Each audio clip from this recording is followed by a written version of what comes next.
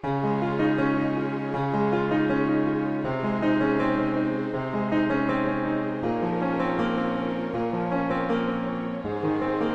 unti-unti na ngang tumitiwalag ang mga tauhan ni President Bongbong Marcos. Ito nga ay matapos mabalita ngayong araw na maging si Martin Romualdez ay sumuko na sa pagtatanggol kay President Marcos. Ayon kasi sa balita, nais na daw ni Martin Romualdez na ng pribado, payapang buhay at malayo sa isyu ng nakawan sa kaban ng bayan. Asahan nga daw na sa mga susunod na araw ay ilalantad na din nito ang baho ni President Bongbong Marcos. Narito panoorin ang video sa patuloy na pagtatanggol kay BBM ng ilan nitong loyalista.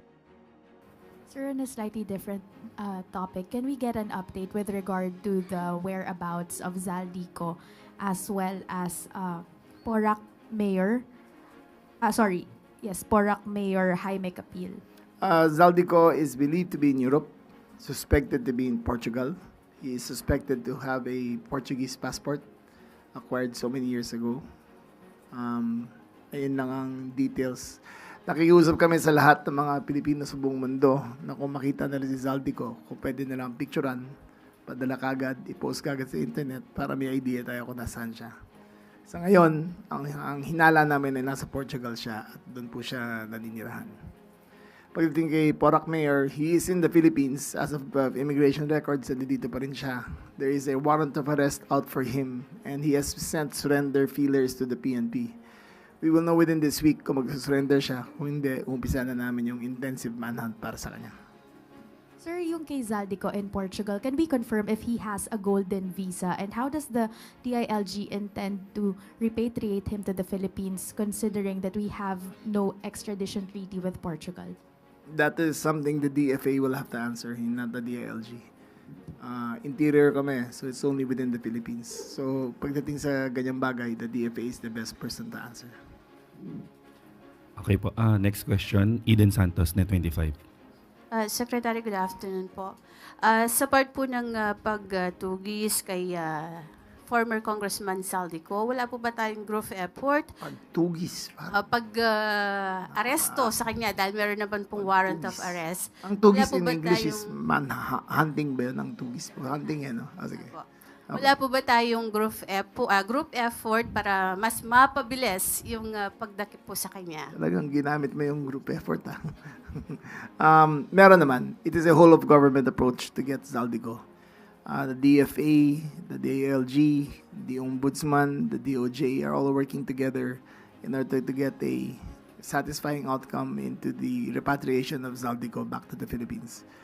To what those measures are, I cannot speak of yet. But I think when it comes to repatriation, DFA should be the lead. Sila dapat na magsabi kung anong gagawin.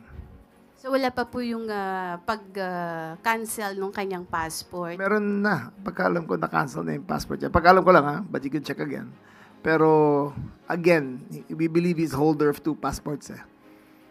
Not only a visa, but 2 passports. So, doon yung may complication tayo ng konti. Okay, next question, Maris Umali, GMA. Good afternoon, Secretary. You mentioned when you accompany those the first batch of those arrested to the Quezon City jail when they were jailed there, that in a few weeks the bigger fish will be arrested already. Can we just get an update on that? Will we be able to really capture them in a few weeks' time before the Christmas Christmas comes? Capturing them is not the issue. They're in the Philippines. Mahanap yan. It is the wheels of justice turning na iniintay natin. The Ombudsman will file the necessary cases in his own time. And after that, when they have a warrant of arrest, we will get them. 100% we will get them.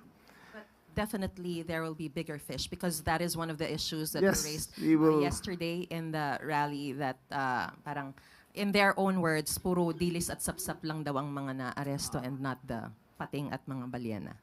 Ngayon, papunta na tayo dun sa pating at balyena. Doon na tayo papunta. Okay. Malapit na yan.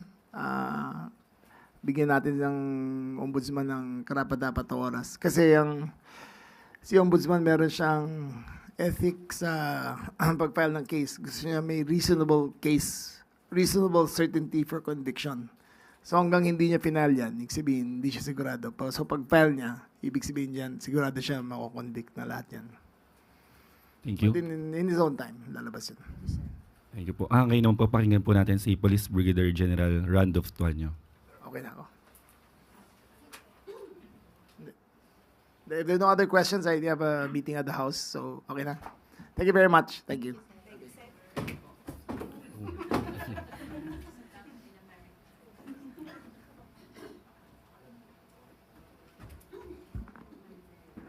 Magandang hapon po sa inyo lahat.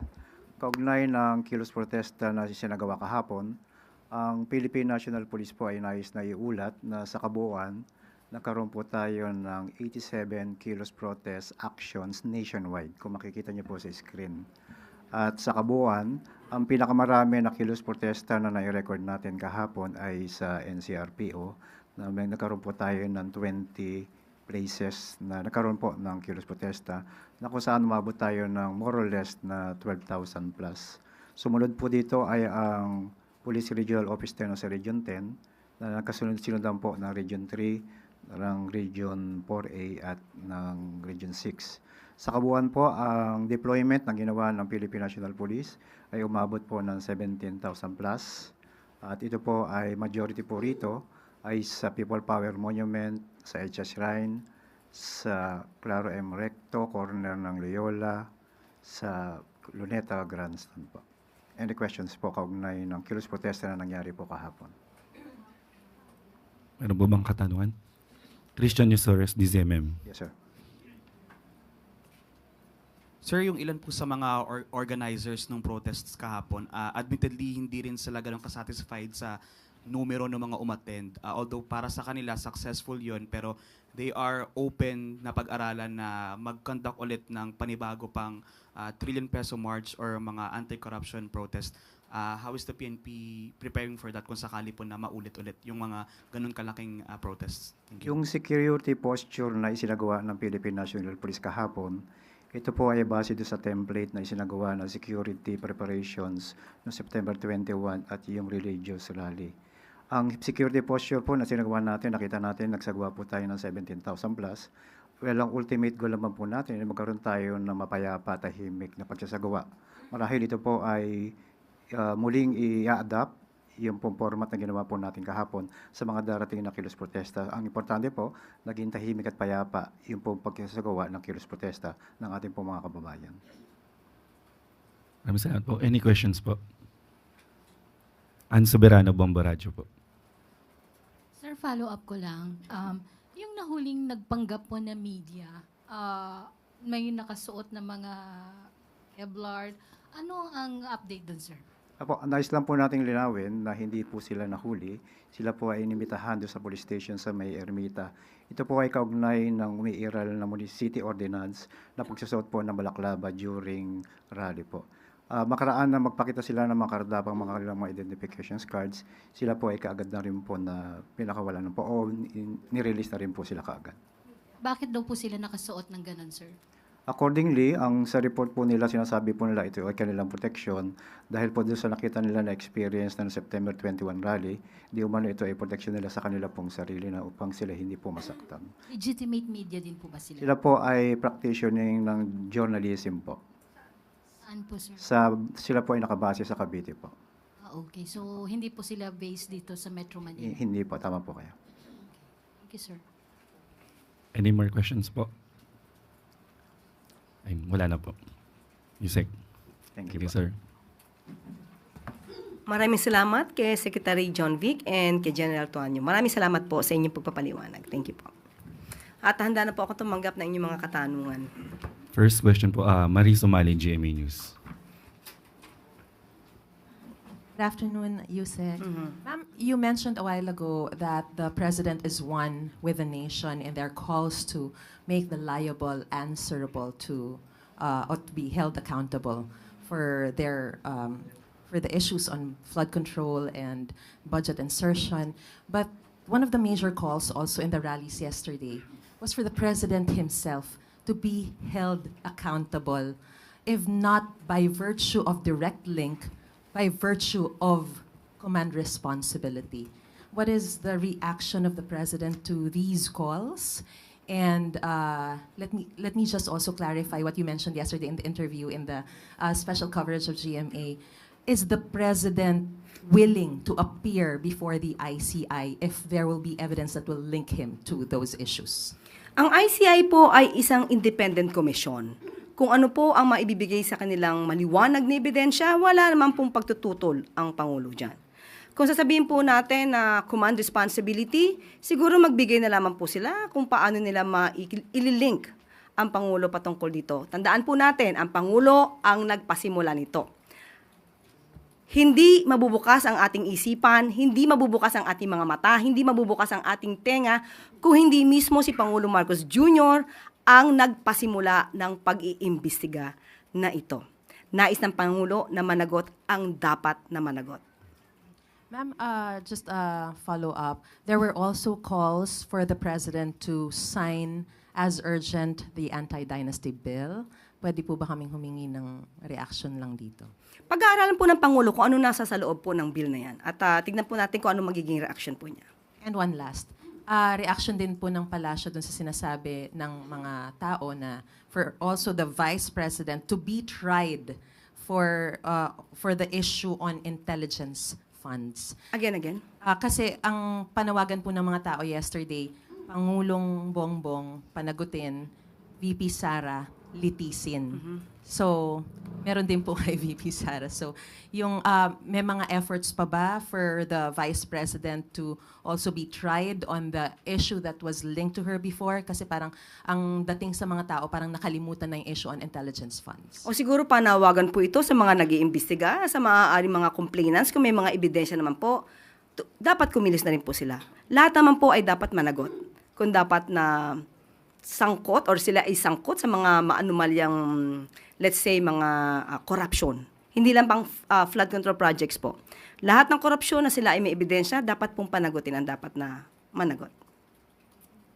Thank you. Follow-up question, Ivy Reyes, Bilyonaryo.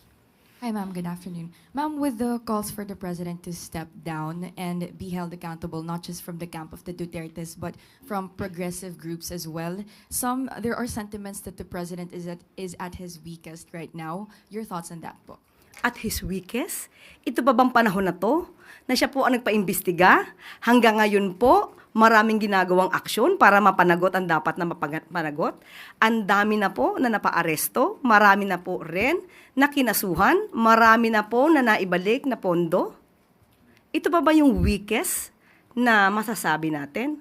Meron na pong kilala, mga ma-impluwensyang tao na ngayon ay nakakulong na. Yan pa po ba ang sinasabi natin at his weakest? Madali po kasing sumigaw na bumaba sa pwesto. Pero kung papaano papalakarin at pamumunuan ang gobyernong ito kapag bumaba ang Pangulo, ano kaya ang kanila masasabi? Next question, Luisa Cabato, Inquirer.net. Good afternoon po, Yusek. What are your thoughts po sa sinabi ni Representative Paulo Duterte sa comment niyo last time about sa 500 peso Noche Buena? Sabi niya, kung ganyan din lang ang level ng analysis mo, mas bagay siguro magnotaryo sa recto kaysa mag-lecture sa taong bayan kung sapat ba ang 500 para sa Noche Buena. Actually, nabasa po natin mismo yung kanyang media release. At nabanggit din po niya, maliban po sa kanyang ganyang klase ng pananalita, nabanggit din po niya patungkol sa konsensya. So, siya pa po ba ang magsasalita tungkol sa konsensya? Hindi po ba ang kanyang sariling ama ang umamin na he killed people? Sino po ba ang may kakilala na hitman at kayang magpa-liquidate? At sino rin po ba ang umamin na hindi gumagalang sa human rights? Now, are we talking about conscience? At patungkol sa sinabi rin po niyang korupsyon, hindi po ba ang sarili niya ring ama ang siyang umamin na siya ay korap? So, sino kaya ang nakinabang sa korupsyong inamin ng sarili niyang ama? Tandaan po natin, ang Pangulo. Ang nais ng Pangulo ay maiangat ang buhay ng bawat Pilipino. Nandiyan po ang mga programa ng Pangulo, ang mga ang kadiwa centers, kadiwa ng Pangulo, 20 pesos kada kilo na bigas. Walang gutom program at iba pa. So alam natin, hindi lamang sa halaga ng 500 nagwawakas ang gusto ng Pangulo para maiangat ang buhay ng Pilipino. Ang pinag-uusapan lamang po sa 500 ay kung kaya. Kung kaya. Maski na po ang isang eksperto katulad po ni Steve Kua ng Philippine Amalgamated Supermarkets Association Incorporated ay nagsabi rin po at umayon sa DTI. Ang pinag-uusapan po dito ay kung kaya. Iba po ang usapin na dapat mas marangya, mas festive kapag pinag-usapan natin ang handaan pamasko. Ang pinag-usapan natin dito ay kung kaya. Yun lang po ang issue ng DTI at the time dahil ang DTI po, pinagmamalaki po nila na ang mga manufacturers ay nakausap nila. Manufacturers ng mga basic needs, basic commodities, na huwag magtaas ng presyo hanggang katapusan ng December. Yun lamang po ang gusto ring ipagmalaki ng DTI at ito po ay isinagawa ng DTI para sa taong bayan. Sana hindi po nila ma-miss yung pinaka-essence kung bakit sinasabi po ng DTI nakakayanin ng 500 dahil po napakiusapan po nila na huwag magtaas ng presyo para sa mga basic commodities. Yun lamang po yun. For our last question, Eden Santos, Net25. Good afternoon po, Yusek. Doon po sa pag-ban ng e-bikes and e-trikes, although nagbigay na po ng order ang Pangulo sa LTO na ipagpaliban po ito dahil dapat ngayong araw, December 1, ang simula po nung huli nung mga magpa-apply sa mga major roads. Ano po. Aside po from yung pagpapa-defer muna pansamantala, may iba pa po bang order ang Pangulo sa LTO since para pong bumabangga yata yung memorandum ng ahensya doon sa batas po sa mga e-vehicles? Kailangan po bang pahirapan yung ating mga kababayang mahihirap na gumagamit po nitong mga e-trikes and e-bikes dahil mas mura at nakakatulong din po sa kalikasan? Hindi po pagpapahirap ang mga ganitong klase ng polisiya. Ito po ay para sa kasiguruhan ng safety ng gumagamit ng e-bikes, safety sa mga kababayan natin, at tandaan po natin, motorized vehicle po ito. At may batas din po tayo na dapat sinusunod. Hindi po ibig sabihin na kahirapan ay dapat na nating suwayin kung ano yung batas. Ang pagdisiplina po ay hindi para banggain ang issue ng kahirapan. Hindi po issue ang kahirapan dito. Issue to ng pagtupad sa batas para po masiguro ang safety ng bawat isa. Pero yung pong Republic Act, yung EVIDA law na sinasabi, Yusek, hindi po kaya yun kaya bang i-override nung memorandum ng ahensya? National Highway lang po naman ipinagbabawal ang mga e-bikes. Hindi naman po sa mga secondary roads. Sana po maintindihan po kung bakit merong ganitong klaseng polisiya. Ito po, again, ay para sa safety ng ating mga kababayan. Okay? Follow-up question na po sa Mel Medinilla. Ma'am, balik lang po ako dun sa investigation na na-mention kanina. Na-mention nyo rin po dati na parang may hindi pa sure kung magkakaroon ng internal investigation regarding dun sa 100 billion na allegation. Tapos yun po yung nag-result ng pag-alis ni Executive Secretary Bersamin at saka ni DBM Secretary Pangandaman. Itatanong ko lang po kung may update kung nagkaroon na po ba ng internal probe doon. And kung sakaling magkaroon na po ng result, is the President willing to give another position to Executive Secretary Bersamin and DBM Secretary Pangandaman? Sa kasalukuyan ay wala po tayong update patungkol po dyan, pero ang nadinig po natin mismo kaya former Executive Secretary Bersamin, kung meron man na ebidensya sa kanya, isampa na lang po ang kaso. Yun naman po ang kanyang hamon. Okay po? Salamat. That's the last question, Yusek. At bago tayo magtapos, mga bagong graduate ng Philippine Army, Navy at Air Force, binigyang pugay ni Pangulong Marcos Jr. Malugod na binati ni Pangulong Ferdinand R. Marcos Jr. ang mga nagsipagtapos na kadete ng Philippine Army, Philippine Navy at Philippine Air Force sa katatapos lang na joint graduation ceremony kanina sa Philippine Air Force Gymnasium sa Pasay City. Ayon kay Pangulong Marcos Jr., malaking karangalan at pagsubok ang naghihintay sa mga bagong graduate buhat ng responsibilidad na nakapatong sa kanilang mga balikat. Hinimok ng Pangulo ang mga bagong opisyal ng Philippine Army Class Bumanawag, Philippine Navy Class Sagmaraya at Philippine Air Force Class Kahimdalian na panatalihin ang masidhi at tapat na paninilbihan sa sambayanan. Madiin naman na ang naging panawagan ni Pangulong Marcos Jr. sa mga bagong graduate. Patuloy na itaguyod ang ating karapatan sa West Philippine Sea at patatagin ang ating soberenya sa gitna ng mga kasalukuyang hamon. Hinikayat rin ng Pangulo ang mga bagong full-fledged officers na maging mabuting ehemplo ng kagitingan at katapangan sa lahat ng oras. The 24-hour period has not yet elapsed. So we will be checking on it in due time, and in accordance with our committee report, if he doesn't take it out, much harsher disciplinary action may be imposed upon him. Well, it is not up to me to say, because the Committee on Ethics, we are a collegial body, and we merely make recommendations to the plenary regarding that matter. But it is an option. Well, it is always an option because that's enumerated under our rules as well as the Constitution. Sir, what's a harsher punishment than a 60-day suspension? The Constitution provides for expulsion. Just that, expulsion not higher than the 60 days. Yes. Kung yung sinasabi ni Kong Kiko kasi na yung expulsion o yung suspension niya was because he mentioned the name of the president. Dahil nga sinasabi niya na parang he's being silenced because of the president. Can you say this once and for all? Did the president influence you in expelling Congressman Barsaga? Kung titingnan po natin ang committee report, pinarusahan po si Representative Barsaga on 3 grounds. Unang-una, Republic Act 6713, Code of Ethics, of course, ang ating House rules under Rule 20, and finally, conduct on becoming of a member.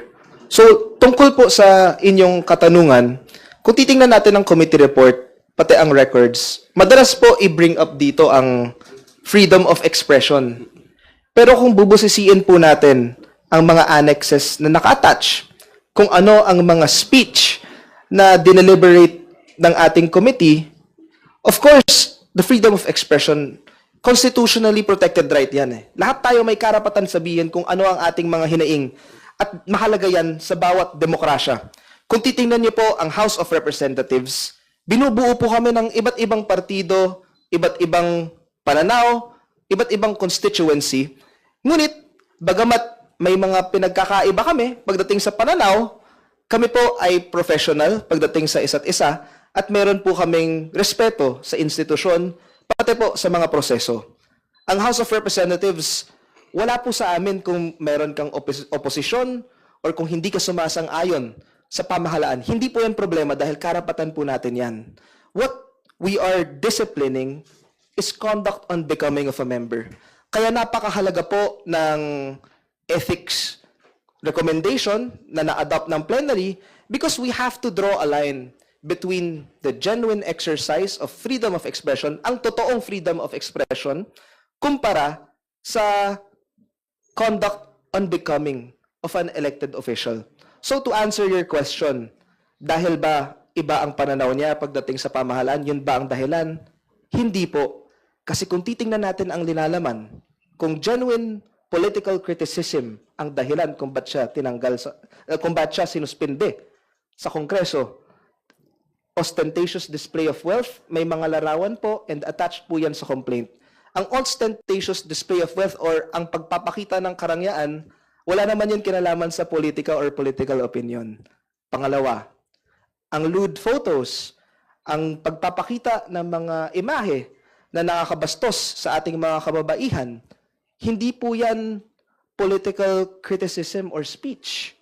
So kung titingnan po natin yung subject matter, and of course, if you are going to make certain pronouncements, for example, ang pagsunog ng Kongreso, or kunwari po, ang pagdala ng airsoft sa rally, hindi po ito ang genuine criticism na pinopromote po natin sa House of Representatives. Kung titingnan niyo po ang House, iba't ibang partido ang nandito. May Makabayan ka, may Liberal, may Akbayan, may NUP, may PFP, may PDP, iba-iba ang pinanggagalingan. But for the longest time, we have been respectful with one another and we value each other's opinions. Kaya sa akin po, sumasang-ayon po ako sa ating mga kasamahan. Naniniwala ako na mas malaking issue ang korupsyon. Tamang-tama po yan. Kaya ako po, binabati ko po ang mga miyembro ng mga kamera na binanggit yan nung inexplain nila ang kanilang boto. Dahil hindi dapat yan mawala sa kamalayan ng sambayan ng Pilipino. Dahil mas mabigat naman yan kumpara sa ethics eh. Pero kami po sa Ethics Committee, ang mali po ay mali. Malaki man o maliit. Ang mandato po ng Ethics Committee ay sagutin, itry ang mga ethics complaint na sinasampa sa amin. At yan po ang aming ginagawa. Kapag may magpa-file ng complaint sa maski sinong kongresista na may kinalaman sa mga maanumalyang transaksyon pagdating sa infrastruktura or kung ano man, handa po kaming sagutin yan sa Committee on Ethics. At gagawin namin yan within 60 session days pursuant to our rules. May mga katanungan pa po ba? Sir, regarding dun sa sinabi nyo rin, kasi I think it was Congressman Leviste who said that na parang dapat maraming mga ibang congressman na involved sa alleged corruption na hindi pa naiimbestigahan. Yung Committee on Ethics and Privileges ba, sir, pwedeng mag-launch ng motu proprio? O kailangan merong magsampa ng complaint for the committee to address it? Of course, maraming paraan kung paano pwede mag-acquire ng jurisdiction, Committee on Ethics. First, anyone can file a complaint. Any citizen, any member of the House, motu proprio, posible yan. And that idea na magkaroon ng motu proprio investigation has been lobbied time and time again. But according to our previous Committee on Ethics hearings, may apprehensions yung ibang mga miyembro dahil kami po ay nagfa-function bilang isang quasi-judicial body. You cannot be judge and prosecutor at the same time. At the same time, ako po ay isang presiding officer ng committee. Should any member of the committee launch a motu proprio investigation, we will act upon it, we will vote on it, at yun po ang mangyayari. So sir, would it be safe to say na you are waiting for complaints, possible complaints from the people or from lawmakers against those allegedly involved sa corruption scandal sa infrastructure? Yes, that is true. Naghahabang lang naman po kami kung ano ang complaint na isasampa sa aming committee, sasagutin po namin yan. As a matter of fact, nagkaroon na nga kami ng isa dati. Pero ano yung nangyari po? Nagkaroon kami ng initial deliberation, naging moot and academic kasi hindi na member ng House eh. Yung jurisdiction po ng Committee on Ethics, House members po. Pero hindi ibig sabihin itong conduct of unbecoming, hindi ibig sabihin hindi na umaandar yung mga ibang institusyon ng pamahalaan. Tandaan po natin, gumagawa rin ng investigasyon yung ICI, yung Ombudsman, and of course, kami sa Committee on Ethics, we are closely monitoring the situation because possible ethics complaints may arise. And that is why handa po kami at any given time na mag-cater sa ganitong mga klaseng kaso. And of course, gusto ko pong sabihin ulit, at ididiin ko po ito, kung nasa kapangyarihan ko lang unahin ang mga sangkot sa mga maanumalyang gawain, mas magandang yun nga po yung unahin. Tama po ang aking mga kasamahan sa Kongreso, and I commend them for putting that up in the national consciousness. Let's not forget that. But as far as the Committee on Ethics is concerned, doon po kami sa loob ng aming jurisdiction and in accordance with our processes. Sir, last na from my end, were you referring to former Congressman Saldico? Yun yung previous case na... Okay. Thank you, sir. Sir, may another question tayo. Si Jelly ang nauna. Jelly of DWIZ. Yes. Sir, regarding po dun sa 60 days na suspension ni Congressman Barzaga, di ba may isa pa pong inihain galing po kay Congresswoman Janet Garin regarding dun sa ethics complaint po. Bukod pa po ito sa NUP, di ba? And ano pong magiging hakbang din ng ethics committee regarding dun sa bagong inihain po? Ayon sa aming mga rules and procedures, I cannot deny the existence or non-existence of any pending ethics complaint. Ayoko rin po magbigay ng kahit anong premature remark na maaaring bahiran ang integrity at impartiality ng ethics process. So of course, hindi ko po papangunahan ang aking mga members dahil dinedeliberate namin ang ganitong mga bagay, hinihimay po namin ang substance ng complaint at ng mga evidence.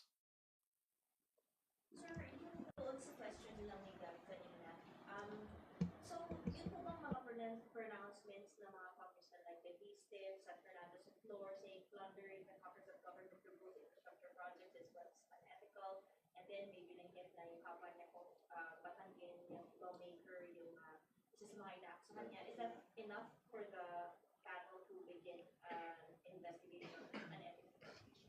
In order for the ethics panel to begin an investigation, we must first acquire jurisdiction over it. And anyone is free to file a complaint, a resolution, launch an investigation, and we will act accordingly. Sir, do you think Congressman Leviste should file an ethics complaint against Congressman Guardiola for your committee to acquire jurisdiction and investigate the party-less congressman? That would be his prerogative to do so, and we would be ready in the event that any case would be filed against any congressman. And of course, I would like to remind everyone that the Committee on Ethics, it's a quasi-judicial and quasi-political function.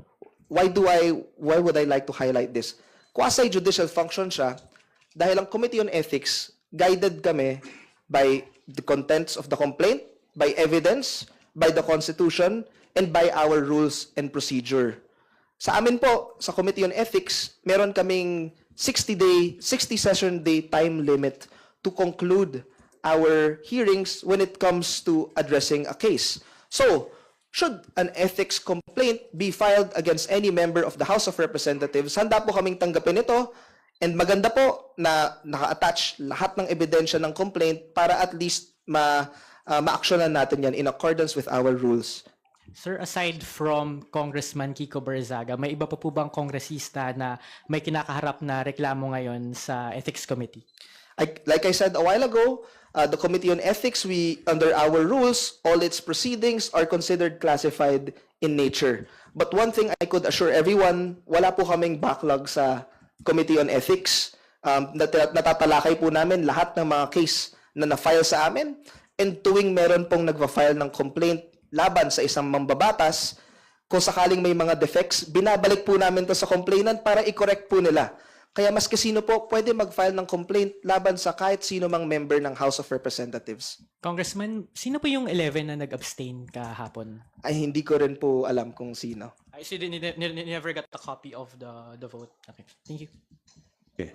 Another question? Sige, Red. Kung, you said nga po na yung ethics ko, first off, minadali niyo po ba yung judge, yung parang decision niyo kay Barzaga? Kasi parang ang bilis nung pangyayari. I mean, he was only, na-file lang yung complaint only a few months ago, and then parang ang bilis kagad nung decision. Why the haste? I mean, do you think what's this hasty decision? May nag-utos ba na the decision was going to be enforced? Just to be blunt about it. The Committee on Ethics, nag-acquire kami ng jurisdiction, natanggap namin yung complaint September 17, mahigit 2 buwan. And during this time, nagkaroon po kami ng extensive and exhaustive deliberations. Kung tatandaan niyo po, nung nandun kami sa initial deliberations ng complaint, late si Respondent Barzaga dahil napuyat siya, still, we allowed him the time to present his personal defenses. Nung nagkaroon po tayo ng adjudicatory hearing, nag-file siya ng motion for postponement kasi may sakit po ang kanyang abogado. Yung ginawa po ng committee, nag-schedule kami ng special hearing para masigurado na nandun yung karapatan niyang i-cross-examine ang testigo ng mga complainant. As a matter of fact, i-share ko na rin po, throughout the duration of these proceedings, there were some members na na-frustrate na rin kasi nandyan yung complainant, kompleto yung mga tao, kung late man yung respondent or absent, may mga kasamahan tayo na sinasabi, ba't hindi na lang tayo mag-judgment on the pleadings?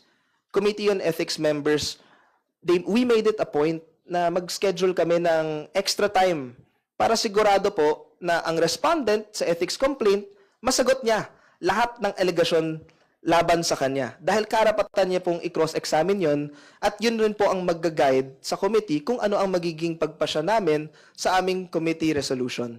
Kaya sa aking palagay po at sa paniniwala ng Ethics Committee, compliant po kami sa Constitution, 2/3 vote. Pangalawa, binigyan po namin ng pagkakataon na magbigay ng defense ang respondent, magpakita personally kahit walang original scheduled hearing, nag-schedule tayo ng special hearing para mapakinggan ang kanyang panig. At sinisigurado, gusto po pong sabihin sa ating mga kabayan at sa mga ating kasamahan na sa bawat mambabatas na haharap sa isang ethics case, yun po ang sisiguraduhin ng Ethics Committee. Kailangan kompleto po ang ating mga records at ginagalang ang karapatan ng bawat isa. Last question on my end, Kong. Kasi right now, the backlash right now is on your committee. Kasi parang pakiramdam nila, pinanigan ninyo yung mga kurakot na sangkot sa flood control while Barzaga, who is speaking openly against corruption in the Marcos administration, siya pa itong na-suspend ng House of Representatives. So parang ang dating is, let's be blunt, the crocs protecting each other, the crocodiles protecting each other. What's your thought on that, Kong? That's my last question. Gusto ko pong ipaalam sa ating mga kababayan, sabi ko nga kanina, nakikiisa ako sa panawagan ng aking mga kapwa mambabatas at naniniwala ako mas mabigat na parusa at mas maganda kung uunahin natin ang mga members ng Kongreso na sangkot sa ganitong mga anomalya. Mas magandang sila unahin kasi mas mabigat yun eh. Tama. So dahil mas mabigat yan, of course, kailangan ko po i-acknowledge kung ano ang limitations ng Committee on Ethics. And on my end po, malaking pagkakamali man yan o maliit, hindi po natin pwedeng baliwalain ang isa. Kaya nga po naniniwala po ako na napakahalaga na i-hold natin accountable ang mga involved sa flood control corruption scandal. Pero gusto ko po ipaalam sa ating lahat, hindi po mutually exclusive ang pag-demand ng accountability sa graft and corruption and sa pag-demand ng proper conduct from our elected public officials. The Filipino people deserve good governance in all forms. We deserve accountability in all aspects of public life, whether big or small. Whether it's your involvement in enormous public infrastructure projects, kailangan manganagot ka dyan. Kung meron kang improper conduct, pag umuwi ka sa distrito, malaki man o maliit, kailangan punahin ka dyan. Kasi taong bayan ang nagpapasahod sa amin. On the part of the Ethics Committee, handa po kaming cater ng ethics complaint laban sa mga ganong kongresista. But like I said, wala pa pong case na na-file sa amin, but we are ready. Yun lamang po. We have next question. Channel 13. As of this moment lang, yung 24 hours kasi, monitor nyo na ba kung may sinimula na ba i-take down si Barzaga o wala? Hindi pa po nag-elapse ang 24 hours, kaya medyo premature po para i-monitor ang ganong bagay dahil may mga committee meetings pa po tayo. Meaning, sir, officially, kailan mag-i-start yung 24 na yun, yung count? Tapos kailan dapat i-monitor ko na din talaga? Mula po nung time na napagbotohan na po ito. So kung anong oras po yun kagabi, siguro alas 6, alas 7, i-check po natin yan mamaya.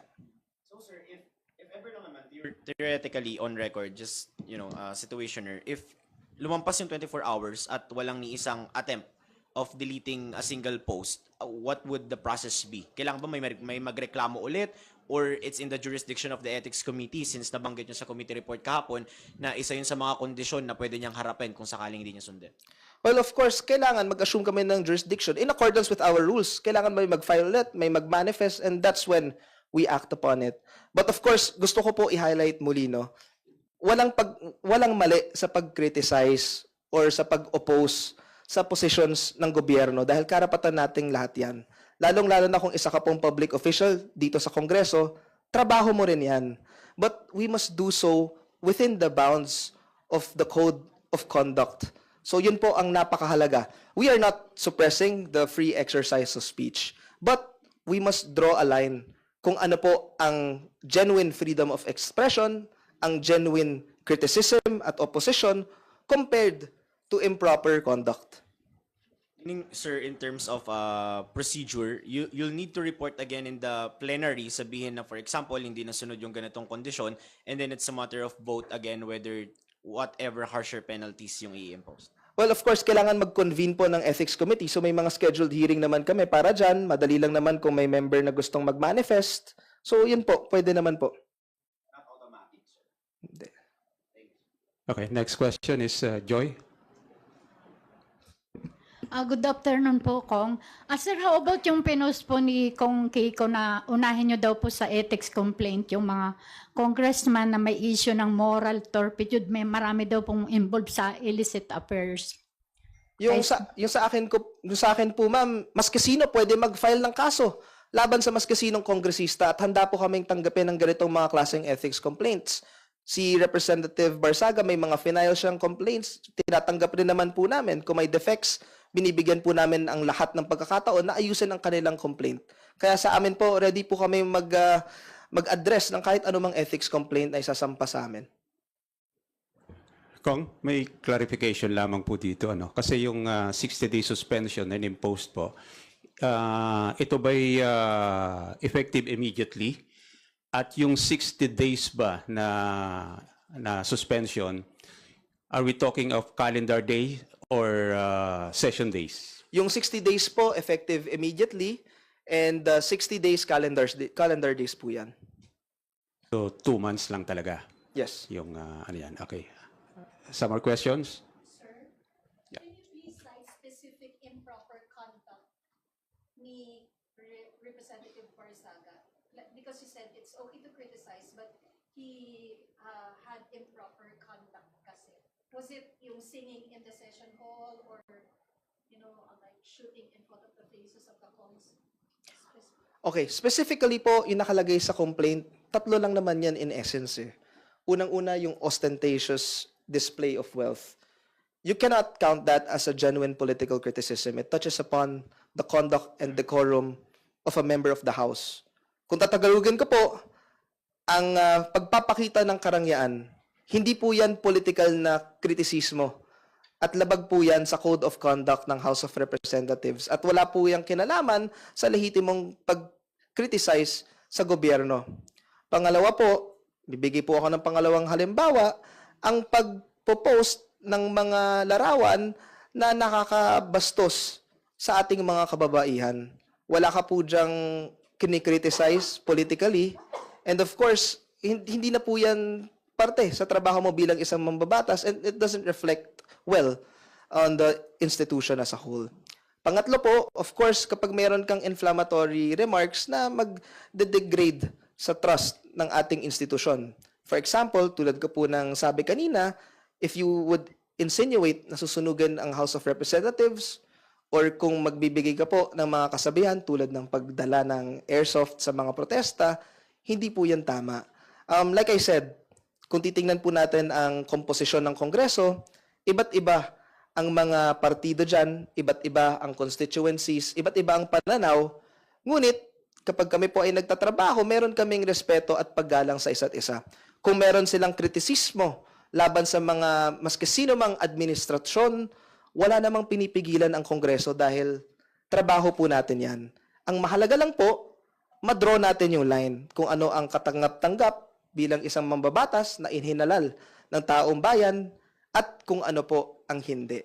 Kaya sa kung ano man ang binoto ng ating mga kapwa mambabatas, whether it's a yes, a no, or an abstain, one thing is for sure, lahat kami may kanya-kanyang advocacies, lahat kami may kanya-kanyang criticism sa gobyerno, but we must do so within the bounds of what is acceptable conduct by an elected public official. So sir, yung pagkanta niya sa session hall, that wasn't an issue in the case? It was not part of the subject matter of the present case, yung case number 3 na final ng 29 complainants from NUP. So kung kasi ang excuse ni Kong Kiko doon kasi hindi naman daw siya congressman noong time na yun. He was still a councilor. Yung mga sinasabi niyo mga lewd photos na lumabas sa Facebook with the cosplayers and yung pera na binibigay niya. Ang excuse niya doon is hindi pa siya congressman noong time na yun. Hindi pa siya lawmaker nung time na yun. So, and when he talked to me about those photos, sinabi niya generational gap kasi parang ang dating is pardon for the term, pero he's just shit posting. So, what's your take on dun sa mga excuses ni Kong Kiko Barsaga? Well, I can only speak based on the minutes of our adjudicatory hearing and his defense in the answer that he provided to the complaint. Ang defense naman po ni Representative Barzaga, it was grounded on the freedom of expression. Yun po ang naging defense. He did not deny making those posts.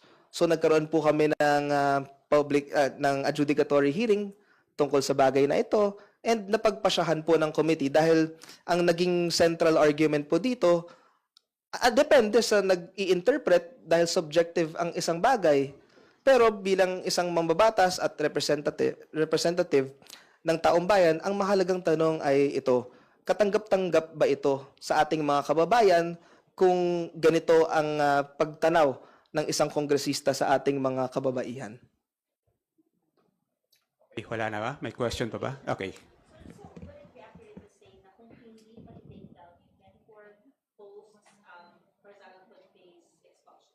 I don't want to put the cart ahead of the horse.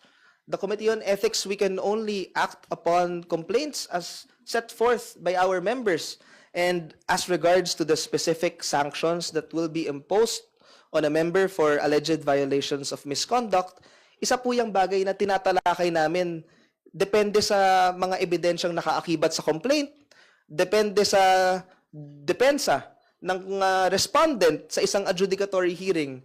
So, hindi po natin kayang pangunahan at hindi po natin masasabi kung ano yung magiging collective ruling ng committee pati ng plenary sa mga ethics complaint. Dahil may pinapagdaanan po itong proseso. Meron tayong initial review, meron tayong adjudicatory hearing, pinapakinggan namin ang panig ng bawat isa, and that's only the time when we come up with a recommendation. And anything is possible. Posible rin po, opo. Pero syempre, hindi po natin alam dahil depende po yan sa kolektibong pagpasya ng committee. Sir, last Sir. na lang. Di ba ang ethics complaint, tinatanggap lamang yan, yung mga reklamo na while ginawa niya yung alleged violation, habang sitting siya as a congressman. Pero doon sa mga nabanggit kanina na mga posts posted sa kanyang page na ginawa, hindi pa siya congressman noon. Pero yun din yung mga pinagbasihan ng, isa sa mga pinagbasihan ng desisyon. Paano yun? Ayon po sa argumento ng mga complainant, bagamat na-post niya ito bago siya maging congressman, rinetain po niya ang mga post na ito hanggang matanggap niya ang kanyang congressional title bilang congressman. Hindi niya po ito pinut down, and nasa records rin po ng ating committee ang pronouncement ng Philippine Commission on Women. So bagamat wala po kaming jurisdictions over acts committed in the previous congresses, ang naging pagpasya dito ng committee at ng ating mga kasamahan, dahil rinetain niya yan, mula nung siya ay naging congressman, continuing action yung naging interpretation po dito. And of course, may pagkakataon pa rin naman po siya, ayon sa ating committee report, may pagkakataon pa namang tanggalin ito. So, may pwede pa naman i-correct ang ganitong mga bagay. Okay, no more question? Sir, how about just wording it na, as you said, base sa Constitution, expulsion is just one of the possibilities na pwedeng mas higher na parusa compared sa 60 day. It's the highest. The highest. Thank you, sir. Okay. Okay. Thank you. Thank you very much.